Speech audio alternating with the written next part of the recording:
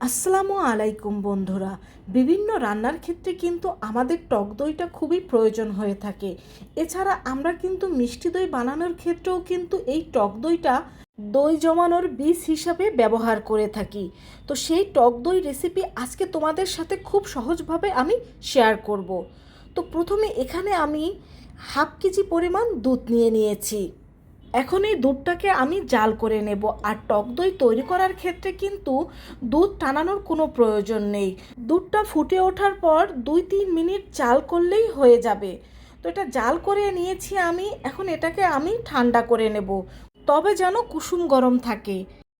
তো এখানে আমি 4টা কাপ নিয়ে নিয়েছি, আর এই 4টা কাপে আমি 4ভাবে আপনাদের টক দই তৈরি করে দেখাবো।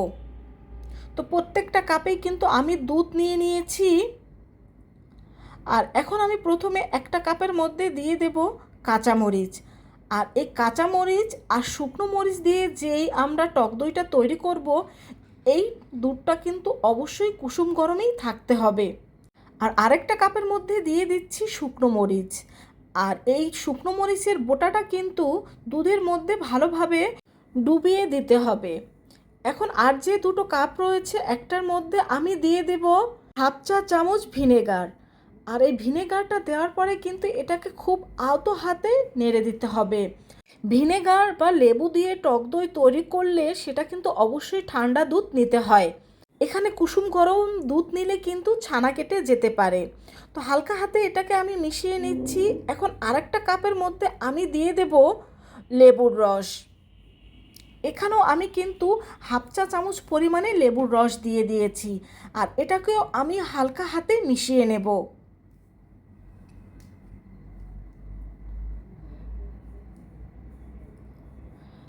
আর যে শুকনো মরিচটা রয়েছে, এটাকে আমি ভালোভাবে একেবারে দুধের মধ্যে ডুবিয়ে দিয়েছি। এখন এখানে আমি একটা কড়াই নিয়েছি। এখন এই কড়াইয়ের মধ্যে আমি সব কাপগুলো দিয়ে দেব। আপনারা কিন্তু যে কোনো পাত্রেই এরকম দইটা দিয়ে দিতে পারেন। এখন এটাকে ঢাকনা দিয়ে ঢেকে আমি এর উপরে যে ছিদ্রটা রয়েছে, এটা একটা টিস্যু পেপার দিয়ে বন্ধ করে দেব। এখন একটা তোয়ালে দিয়ে এটাকে আমি সম্পূর্ণ ঢেকে দেব। আর সারা রাত্রের জন্য কোনো গরম স্থানে এটাকে আমি রেখে দেব।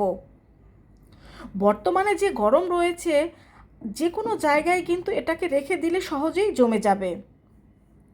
তো সারা রাত রেখে দেওয়ার পরে সকালবেলা এটাকে আপনাদের আমি দেখিয়ে দিচ্ছি। আর দেখিয়ে দিচ্ছি যে দইটা কত সুন্দরভাবে জমে গেছে। আর এটাকে আমি কিন্তু 10 মিনিটের জন্য নর্মাল ফ্রিজে রেখে দেব, একটু ভালোভাবে সেট হওয়ার জন্য। তো নর্মাল ফ্রিজ থেকে আমি এটাকে বের করে নিয়েছি। আর দেখেই বুঝতে পারছেন যে টক দইগুলো কত পারফেক্টভাবে হয়ে গিয়েছে। এখন প্রথমে আপনাদের আমি কাঁচামরিচেরটা দেখিয়ে দিচ্ছি। আর এই কাঁচা মরিচ আর শুকনো মরিচের যে টক দইটা রয়েছে, এটা আপনারা বিভিন্ন রান্নার কাজে ব্যবহার করতে পারবেন। তবে এটা কিন্তু দই তৈরি করার ক্ষেত্রে ব্যবহার করবেন না, কারণ এই কাঁচামরিচের টক দই থেকে কিন্তু কিছুটা কাঁচামরিচের গন্ধ আসছিল। আর শুকনো মরিচেরটাও দেখিয়ে দিচ্ছি, এটা পারফেক্টভাবে জমেছে, কিন্তু এর মধ্যে কিছুটা পানি রয়ে গিয়েছে। তার মানে এটা দিয়েও আপনারা মিষ্টি দই তৈরি করতে পারবেন না। তো এখন দেখিয়ে দিচ্ছি প্রথমে লেবুর টক দই। আর এই লেবুর টক দইটা কিন্তু একেবারে পারফেক্টভাবে জমে গেছে। এটা কিন্তু আপনারা মিষ্টি দইয়ের বীজ হিসাবে ব্যবহার করতে পারেন। দেখতে পাচ্ছেন কতটা পারফেক্টভাবে এটা জমে গেছে। এখন ভিনেগার দিয়ে তৈরি করা সেই টক দইটা দেখিয়ে দিচ্ছি। দেখুন, এটাও পারফেক্টভাবে জমে গেছে। তা আমি বলবো, মিষ্টি দই তৈরি করার ক্ষেত্রে আপনারা ভিনেগার আর লেবু দিয়ে তৈরি টক দইটাই ব্যবহার করবেন।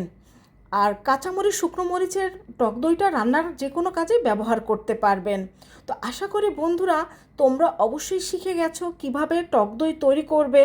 আর আমি 4 রকমভাবে কিন্তু তোমাদের তৈরি করে দেখিয়ে দিয়েছি।